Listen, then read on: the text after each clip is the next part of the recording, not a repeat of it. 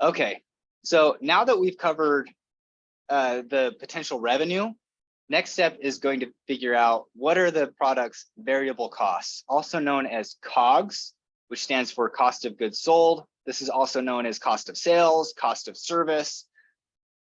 What it means, though, is it's the direct cost of fulfilling a product or service.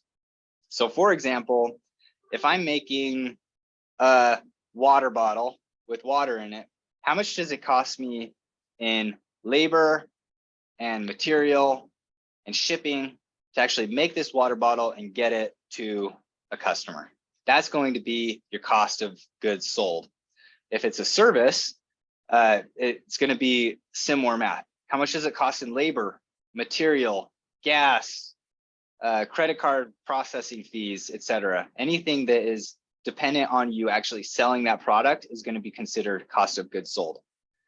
So examples of variable costs, kind of talked about a little bit: hourly labor, commission labor, cost of product, gas, shipping costs, credit card processing fees. But here's some examples of things that are not considered cost of goods sold. And it can be tricky because some of these, they overlap. Sometimes they're cost of goods sold, sometimes they're fixed. So if you have questions on it, feel free to ask me or CPA, and they can differentiate that for you. But here's some examples of things that are not variable costs, not cost of goods sold. Rent, typically, salaries, and this can be confusing. Let's say you have a service-based business and you have someone going out on a route and he's doing X number of jobs per day, but you pay him a salary. You would think that that salary is going to be in cost of goods sold. It's not, because one day he might go out and do 1,000 services. Another day he might go out and do one service. You're paying him the same, and that cost per service is fluctuating up and down. It's not the same depending on how many you do. And that's really what you're going to ask yourself to determine, okay, is this actually a variable cost? It's not variable in this example. Insurance, subscriptions, loans typically are not considered variable costs as well. Okay, so let's do an example here. So let's take the assumption that in order to deliver a product, it takes 3 employees. One employee is getting paid 5% of the revenue of that product, and it takes that employee 20 hours to do.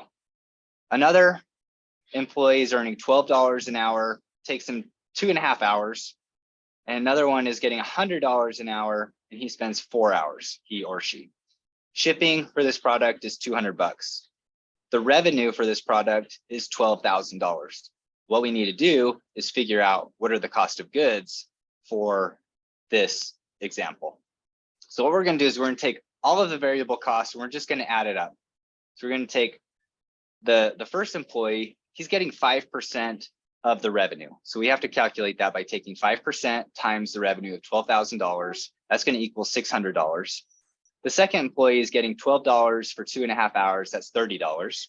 Third employee is working 4 hours at $100 an hour. That's $400. Shipping is $200. And so you might be asking, wait, this is fixed. Why is this considered a cost of goods sold? Why isn't this considered a fixed cost, which we'll talk about later? Because if we didn't make this product, this wouldn't happen. It's a fixed amount when we make the product, but only when we make the product. If we make 1,000 of these products, we're going to pay 200 times 1,000. If we make one of these, we're only going to pay 200 one time. Does that make sense? So we're going to add all these costs together, and we're going to get a total cost of goods sold, a total variable cost, $1,230.